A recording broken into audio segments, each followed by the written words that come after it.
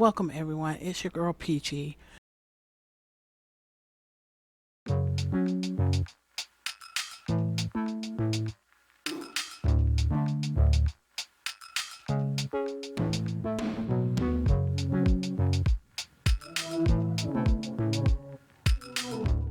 If it's your first time to my channel and you like anything Sims related, please like and subscribe. I would really appreciate it. I'm always trying to do something different and entertaining. My girl K Simmer made this suggestion the other day about doing a creative Sims for Black History Month to discuss a not so well known African American figure. So today I'm going to discuss Mae Reeves. You heard that name before? No, probably not. Well, I guarantee you that you've seen an object she revolutionized when you go to church and as you grew up in church. Your mother and or your grandmother has boxes of them. Yes, I am talking about the hat. African American women have been wearing hats to church for generations. That tradition is being celebrated at the Smithsonian's National Museum of African American History and Culture. Mae Reeves was born Lula Mae Grant on October 29, 1912, in Vidalia, Georgia. In 1934, Reeves moved to Philadelphia to work at a women's clothing shop on South Street. She created many hats while employed there, but her dream was to open her own hat shop, which she did in 1942.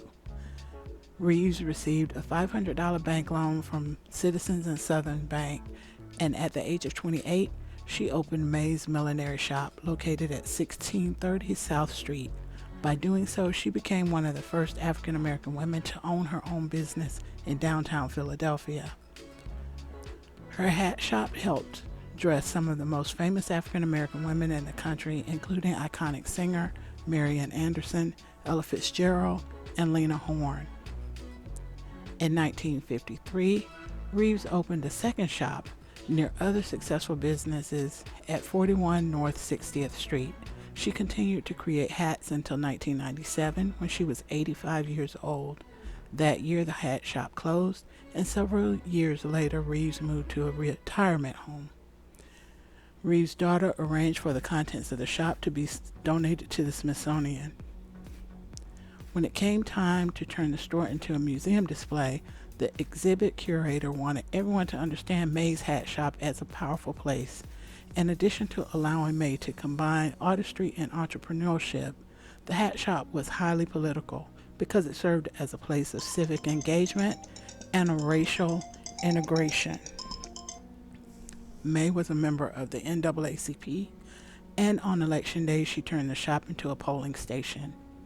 Mae's story also illustrates the central role of community in the Great Migration. It was more complex than a single person picking up and transplanting themselves.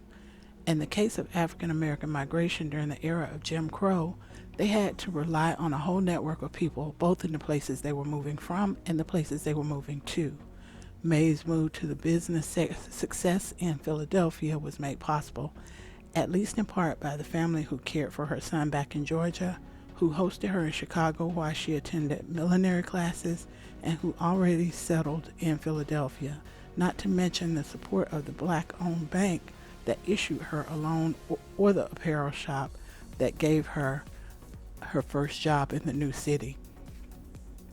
When Reeves died at the age of 104, she was survived by 9 grandchildren, 13 great-grandchildren, and 8 great-great-grandchildren.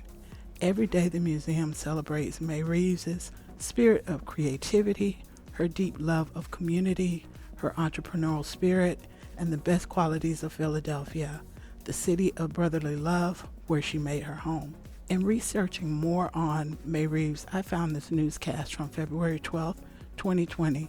The National Museum of African American History and Culture invited people to bring out their family artifacts and learn more about their own personal histories. They invited the public to bring in their treasures, and they had specialists on hand to be able to tell them about their treasures and how to take care of them. Those heirlooms and treasures could include old photos, family documents, and sometimes hats. The link for the video is in the description below. Mae Reeves' daughter brought some of her mother's hats to the event, even though she has an entire exhibit there.